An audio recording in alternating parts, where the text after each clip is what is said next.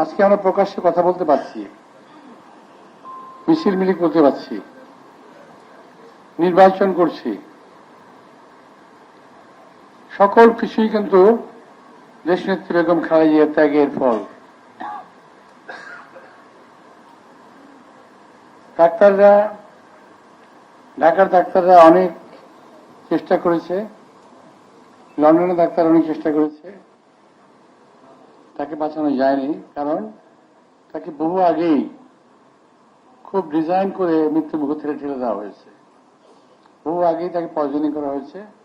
এটা আমি বারবার বলছি, এখনো বলবো, এবং যথাসময়ে আমরা এটা একটা নিশ্চয়ই এটা একটা ইনভেস্টিগেশন আমরা করবো ইনশাল্লাহ। একটা কথা বলতে আমার খুব ভালো লাগছে যে ঢাকার ডাক্তাররা যে চিকিৎসা করেছে, লন্ডনের মতো একটা জায়গায়, লন্ডন ক্লিনিকের ডাক্তাররা বলেছে যে ঢাকায় যে চিকিৎসা হয়েছে বেগম খালেদা জিয়ার, এই চিকিৎসা আমরা করতে পারতাম না। এটা একটা ইউনিক ট্রিটমেন্ট এবং এক্সাম্পলারি একটা ট্রিটমেন্ট বাংলাদেশ থেকে তাকে দেওয়া হয়েছে। তো আমি এই জন্য বরাবরই বলি, আমি নিজেও বিভিন্ন সময়ে চিকিৎসার জন্য বাইরে যাই, কিন্তু ওই চিকিৎসা আমার ঢাকার ডাক্তাররা যদি এনরোজ না করে আমি সেই চিকিৎসা নেই না। কারণ আমি ঢাকার ডাক্তারদের উপরে, বাংলাদেশের ডাক্তারদের উপরে আমি অত্যন্ত বেশি রকম আমি বিশ্বাস করি। যাই হোক, যে কথা বলছিলাম যে আমরা যে আজকে এই যে কথা বলছি, আজকে যে এত অবাধ স্বাধীনতা বাংলাদেশের এখন জনগণের, যে যা খুশি করছি আমরা, সব কিছু পিছনে কিন্তু দেশনেত্রী বেগম খালেদা জিয়া আমাদের এই অবদান রেখে গেছেন। আমরা কথা বলতে পারছি, আমরা সামনে ভোট দেব, ইলেকশনের প্রচারণা করতে পারছি, কোনো মিনিট ভয় নাই। আমার মনে আছে 2018 সালে যখন আমি নির্বাচন করি, আমার ওয়াইফ এবং আমি নিজে বিভিন্নভাবে আক্রান্ত হয়েছিলাম, এবং আমার বাসাটা মোটামুটি একটা কি বলবো এটাকে হাসপাতালের মতো অবস্থা হয়ে গেছিল। ওখান থেকে 3টে অ্যাম্বুলেন্সে, এই যে ডাক্তার রফিক পাশে আছে, সে এবং তার সহকর্মীরা মিলে 3টে অ্যাম্বুলেন্সে আমার বাসা থেকে শুধুমাত্রই পাঠানো হতো, ওই যে পেশেন্টদের পাঠানো হতো, কোনোটা বায়োডেমে, কোনোটা পিজিতে, কোনোটা মেডিকেলে ভাগ ভাগ করে পাঠানো হতো। এমনি একটা অত্যাচার আমাদের উপরে গেছে। সেই অত্যাচার থেকে দেশনেত্রী বেগম খালেদা জিয়া আমাদেরকে উদ্ধার করে গেছেন। নিজের জীবনের বিনিময়ে তিনি এই দেশটাকে রক্ষা করেছেন, উদ্ধার করেছেন। আজকে একটা কথা না বললেই নয়, নির্বাচনের এই সুযোগটা নিয়ে এই দেশের কতগুলো মানুষ, কতগুলো কথিত রাজনৈতিক দল, যারা এই দেশের স্বাধীনতা সার্বভৌমত্ব কখনোই পছন্দ করেনি, তার দেশটাকে আবারও একটা অজানা গন্তব্যের দিকে ঠেলে দেওয়ার চেষ্টা করছে। তারা চেষ্টা করছে যাতে এই নির্বাচন না হয়, কারণ তারা নির্বাচনের জন্য প্রস্তুত না, কারণ তাদেরকে দেশের জনগণ গ্রহণ করছে না। ওরা বুঝতে পেরেছে, জনগণের নর্মস বুঝতে পেরেছে, তাই তারা নির্বাচন যাতে বানচাল হয় তার জন্য এই চেষ্টা নাই যারা করতেছে, খুনোখুনি করতেছে, রাহাজানি করতেছে, যাতে নির্বাচনটাকে বাতিল করা যায়। খুব সম্প্রতি একটা ঘটনা আপনারা দেখেছেন যে একটা ছেলে গুলি খেয়ে মারা গেছে।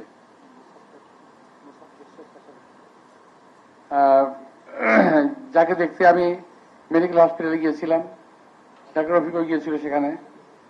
ওখানে একটি সিন তারা ক্রিয়েট করেছিল, আপনারা দেখেছেন। আমি অনেক ধৈর্য ধরে ওটাকে আমি সহ্য করেছি, কারণ আমি চাই নাই যে ওরা কোনো সুযোগ নিক। ওরা পায়ে পাড়া দিয়ে আমাদের সঙ্গে ঝগড়া করার চেষ্টা করছে। দেশপ্রেমিক শক্তির সঙ্গে একটি দেশ বিরোধী চক্র আজকে যুদ্ধ করার চেষ্টা করছে।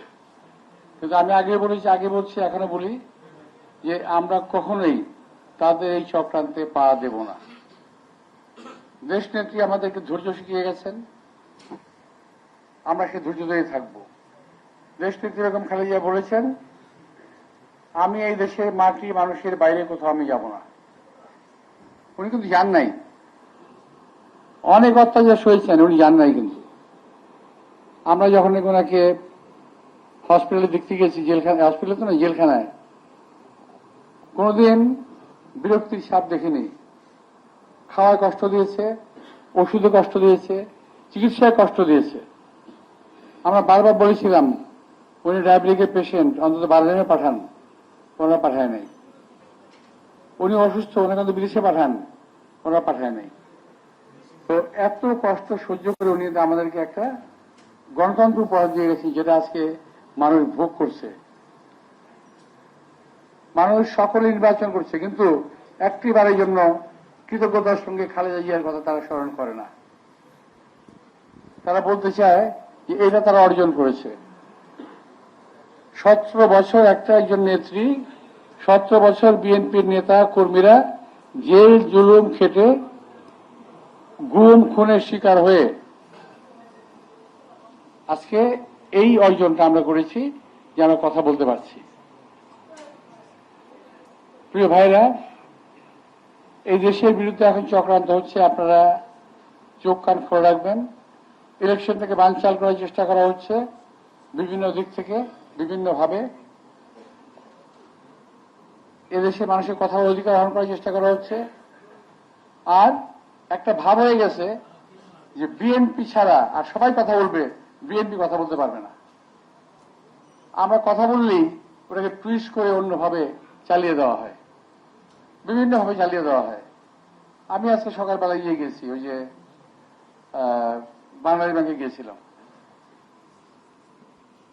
ওখান থেকে বেরোর আগেই দেখলাম নিউজে চলে আসছে যে আমি নাকি ওখানে গিয়েছি, অন্যায়ভাবে গিয়েছি। আমি পারমিশন নিয়ে গেছি, আমার কাছে কার্ড ছিল, 7টার 4টা 11টা কার্ড ছিল 2 বিল্ডিং এর জন্য। এই 11টা কার্ড নিয়ে যথাযথ নিয়ম ফলো করে আমি ওখানে গেছি, কিন্তু পত্রিকায় দিয়ে দিল যে আমি নিয়ম কানুন ফলো করি নাই, এবং অনেক দলবল নিয়ে গেছি। ভাই, আমি তো বিএনপি একটা প্রোডাক্ট, বিএনপি আমাকে তৈরি করেছে। আমি যখন যেখানে যাই বিএনপির লোকরা তো আসবে, স্বাভাবিক। বাংলাদেশ ব্যাংকে বহু কর্মচারী আছে বিএনপি সমর্থন করে, তারা স্বাভাবিকভাবে আমার সামনে আসছে। একটু ভিড় তো হয়েছে, এটা নেচার, এটাকেও তারা ভালোভাবে নেয় নাই। আর কিছু কিছু লোক দেখবেন, বিশেষ করে আমি আপনাকে অনুরোধ জানাবো, যারা সোশ্যাল মিডিয়ায় কাজ করেন, সোশ্যাল মিডিয়া দেখেন, এমনকি দেখবেন যে ওখানে আমার সম্বন্ধে কিভাবে উল্টাপাল্টা কথা লেখা হয়, কিভাবে উল্টাপাল্টা কথা বলা হয়। মনে হচ্ছে যে বাংলাদেশে বোধহয় একমাত্র একটা এলাকা নির্বাচন হচ্ছে, সেটা হলো মির্জা আব্বাসের নির্বাচন। এরকম মনে হয় না? আর কোন শব্দ নেই, কারো কোনো শব্দ নেই, শব্দ হলো মির্জা আব্বাস, টার্গেট মির্জা আব্বাস, ফেল করা মির্জা আব্বাসকে। এই হলো উদ্দেশ্য ওদের। তো আজকে এই মিলাদ মাহফিলে আপনাদের কাছে অনুরোধ রাখবো, সোশ্যাল মিডিয়ায় যারা অ্যাক্টিভ আছেন, এই ধরনের কিছু যখন দেখবেন, দয়া করে আপনারা একটু জব দিয়ে দিন, তাহলে কিছু লেখেন, কিছু বলেন, অনেক কাজে লাগবে এটা। কারণ ওরা কিন্তু ঝাঁকে একটা দল কোটি কোটি টাকা ব্যয় করছে শুধু সোশ্যাল মিডিয়ার পিছনে, দেশে এবং বিদেশে। বিদেশে 4-5টা লাফাঙ্গা আছে, ওদের কাছে ওদের টাকা দেয়, আর দেশে তো আছেই কতগুলা। তো এখন ওদের টার্গেট মির্জা আব্বাসকে তারা ফেল করাবে। তো আমি আশা করছি যে আপনারা, আমি দেশনেত্রী বেগম খালেদা জিয়ার একজন কর্মী, বিএনপির একজন কর্মী এবং একজন সাচ্চা দেশপ্রেমিক আমি নিজেকে দাবি করি। তো আজকে যারা কথা বলছেন তারা অনেকেই আমার সম্পর্কে জানেন না, অথবা না জেনে মিথ্যা কথা বলেন। আমি কিছুক্ষণ একটা দেখে আসলাম, কিছুক্ষণ আগে বলছি কি জানেন, বলতে চাই না, একটা বাজে কথা বলছে, তো বলতে চাই না। তবে কথাতে বোঝা যায় যে সে একটা অপরিপক্ক একটা লোক, পরিপক্ক মানুষ না। এই ধরনের অপরিপক্ক লোক যদি সংসদে যায়, দেশটার যে কি হবে আল্লাহই বলতে পারে। আমি মোটামুটি 4 বার মন্ত্রী ছিলাম, মেয়র হয়েছি, সবকিছু মিলেই একটা অভিজ্ঞতা নিয়েছি আমি। আপনাদের যখন সুযোগ পেয়েছি মানুষের উপকার করার চেষ্টা করেছি। আমি 10 থেকে 12,000 লোকের চাকরি দিয়েছি। আমি যখন সুযোগ পেয়েছি এই হসপিটাল সহ বিভিন্ন হসপিটালে আমি সাহায্য সহযোগিতা করার চেষ্টা করেছি বিভিন্নভাবে। আমি জানি না আমাদের ডক্টর আজাদ সাহেব, উনি অনেকদিন যোগাযোগ নাই, আমি ওনার কথা মনে করছি। আজাদ সাহেব, ওনার সঙ্গে আমার খুব ভালো সম্পর্ক ছিল, এখনো আছে, যদিও দেখা হয় না। আগে আমি প্রায় আসতাম এখানে। আমি নিজে একজন ডায়াবেটিক পেশেন্ট, আমি হসপিটালে ঘুরে আসতাম। বাবাকে নিয়ে আমি এসেছি। ডায়াবেটিক হসপিটালের চিকিৎসার মান অনেক উন্নত। পৃথিবীর অনেক দেশ থেকে, বাইরের দেশ থেকে লোক আসে চিকিৎসা করার জন্য। এটা আমাদের সেক্রেটারি সাহেব জানেন কিনা আমি জানি না, আপনি কি জানেন?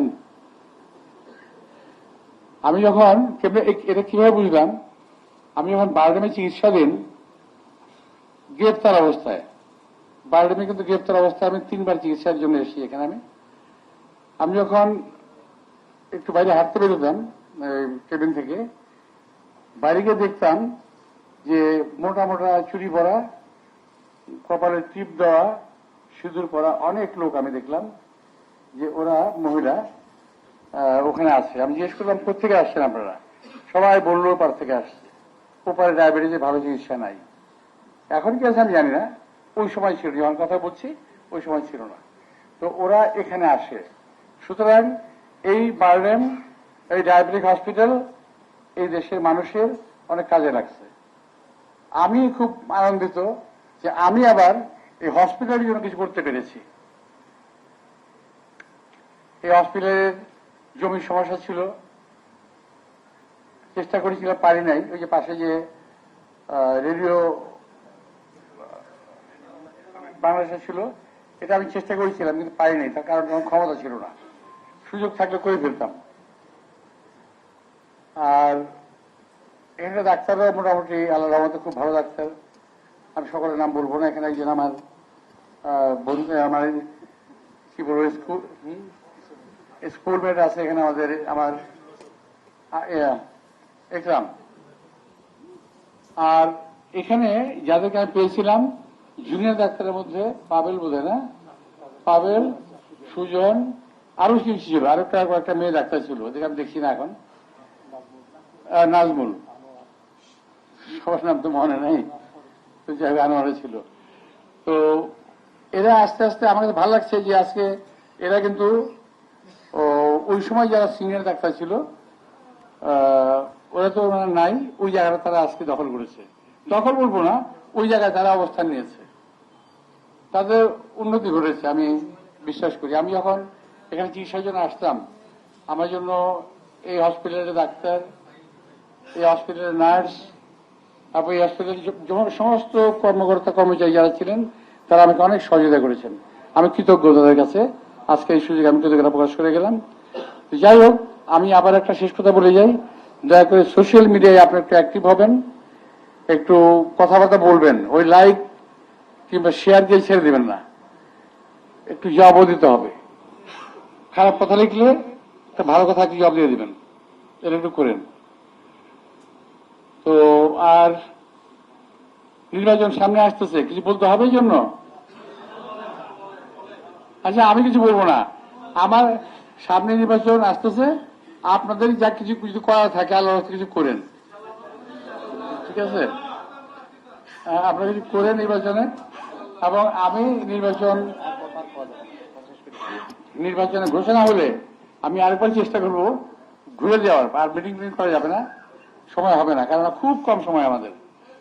তো যাই হোক, এই অল্প সময়ের মধ্যে আমাকে অনেক কাজ করতে হবে। তা আমি